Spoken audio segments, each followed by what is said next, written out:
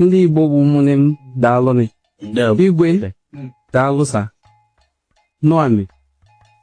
ya bụ isiokwu ọ sị mekwue bụkwa isiokwu nyalọ mana ya egbue nke be m ga-esi bido bụ na ka anyị bụ ndị Igbo si amụọ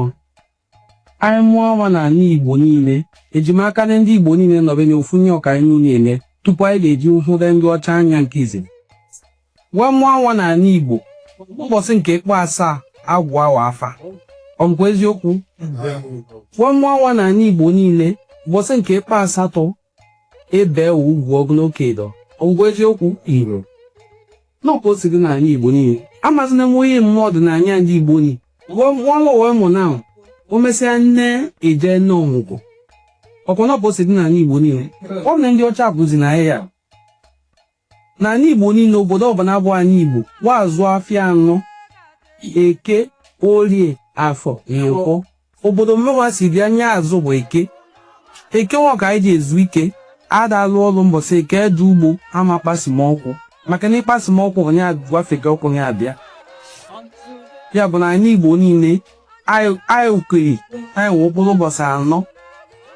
na anyị Igbo niile anyị mụọ awa ụbụrụ mbọsị asaa agwụ awa afa ụbọchị asatọ ebe ewu ofu ọdịnala na ya jikọ ma anyị bụ ndị Igbo niile aba nne n'ime bụ mmenwa nne n'ime obodo nsi bịa maka abụmoyi Ubulukwu ezinụlọ nsi bịa bụ ndị achị ụbụrụ na mbụ nyanwụ mbụ bụ ụbụrụ kendọ tupu o jirizie elu kịta na ụfọdụ adọwarịgazi anwụ mezi obi nke wee o mesịa nka ruo ogo ama enwe ike chi ndị akpọ ụmụ Olise Obi Olise ka ya na ndị Benin ibu ya nwa ke mbụ so ya bụ onye ụmụ Olise ke mbụ ha bụ ndị achị na mkpame ndị mụrụ m iwe kịta na ahụghị nke nsi akpọ Obi Olise onye nwechi obodo nsi bịa kwa akpọ eze mụ ụbụrụ nsi ụbụrụ beni onye Igbo ọbụla nọbeni ọsọkwa n'isi akụkụ mmiri bịa bụ akpọ South East ọsọkwa n'isi nso na bịa ị ga-amarị nye ụbụrụ bụ biko enweghị onwe ike gwa m onye ụbụrụ bụ na n'ige ụbụrụ osisi ka ọ bụ onwe marị na beni osisi ọwa ụbụrụ bụ nwa eji gbuo obodo nsi bịa afa maka na ụbụrụ ọ na-edi na bụ osisi akwaka aka osisi ka ọ bụ abụghịkwa ụbụrụ ugwu onye ụbụrụ ugwu ka mbụ osisi ka oyibo kpọ the most predominant tree in that land area called Togbu is a tropical tree ịgbawa awalacha mkpụrụ osisi ọkwa akpọ ụbụrụ ya ka o ji bụ na ndị Igbo niile nọ n'ụwa niile bụ ndị ụbụrụ anyị na-ewe onwe meeting ya bụ nye mbịa tata abụghị nye njọsụ na ọkwadome nke onwe mbịa ndị mụ n'ime emeghe 1987 all the descendant communities of obodo bịa together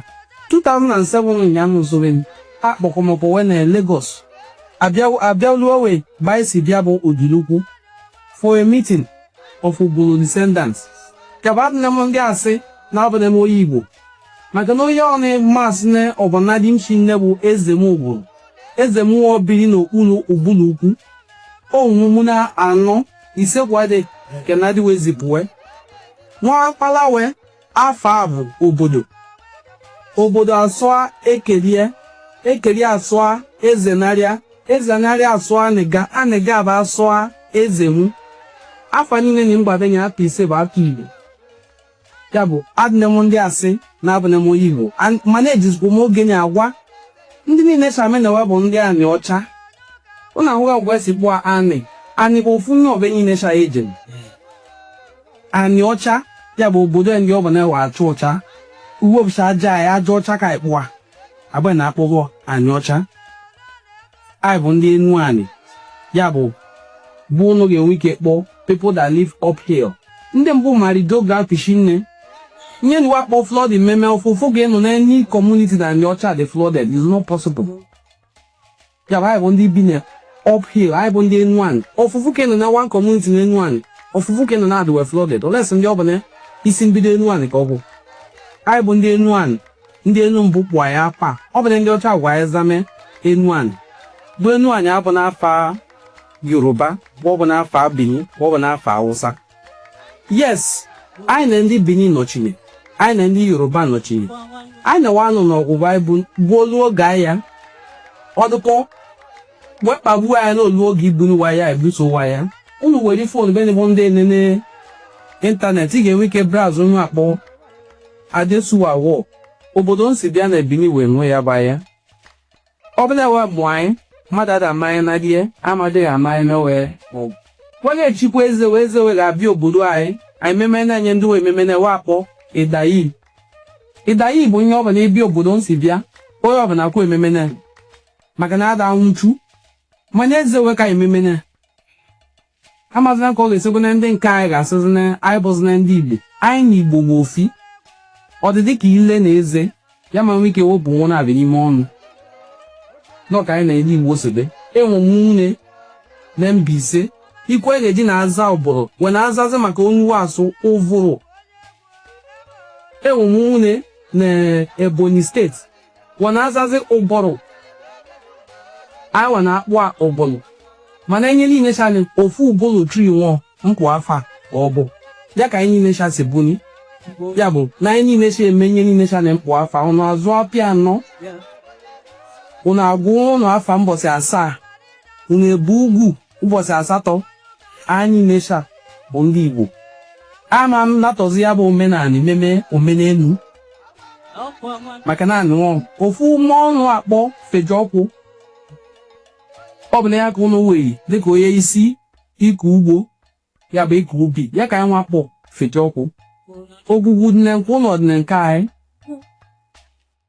ọ sọrọ enye ụnụ eme ụnụ kpọ ọdịnala anyị dịda akpọ ọdịnala ọjị ụnụ ji edigbo mmụọ ọjị ka anyị ji edigbo mmụọ n'obodo nsi bịa ọjị ka anyị chekwa n'onye ọbịa ka anyị chekwa n'ọjị obe m ga-elu nkịta na amụeche n'ime ọjị iche n'ime ọjị ya bụ na enye agwa ma na-abụzi n'ebe m ke mbịa ya kpọmezi amụghị ọbịa ya bụ nye ụnụ kpọ ọjị ka anyị kpọ ọjị nye ụnụ kpọ nni ka anyị kpọ nni nye ụnụ kpọ aka ka anyị kpọ aka nye ụnụ kpọ ntị ka anyị kpọ ntị amazina nke o si n'oberi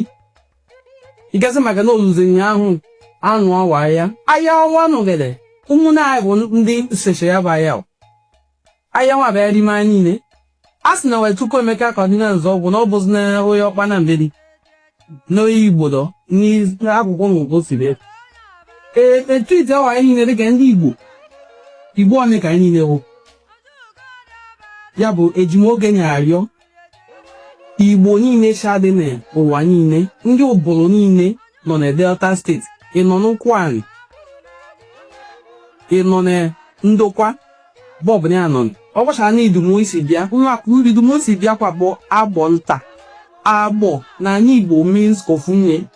it means splendor beauty paragon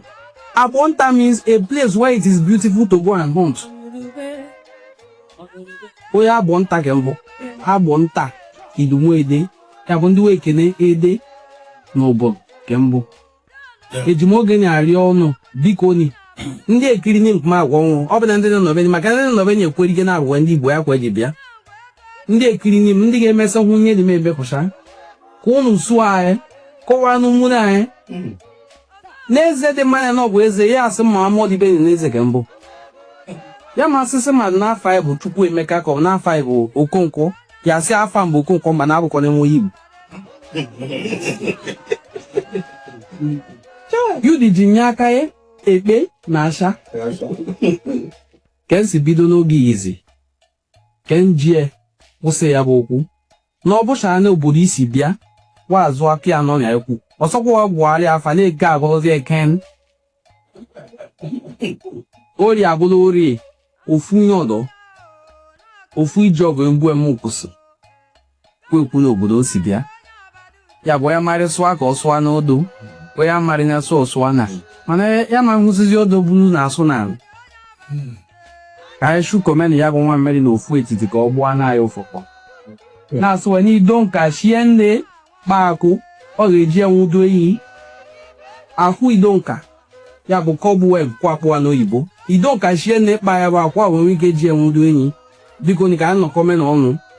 ka ala ahụ na-adị ka ije Chukwu Emeka kwado ka ọ bụ ka anyị na-ebi kwado ka ọ bụrụ ije yi nwa ga-ebu n'isi kpara na-abụ na-enye kwado ya bụ ije kemọdị obodo isi bịa dui wee jenuo ya bụ ije igwe daalụ ndị kpọkọma ya bụ ije anyị nọ n'ime asụkwọ nke ike na ụnụ kwụnụ si ihe m efe ka m tụọ ọnụ na ya bụ okwu maka na nwata ka m bụ mana unu yi nnọọ ya bụ ugwu chukwu ya kwa ọnụ na ya bụ ugwu dasụnị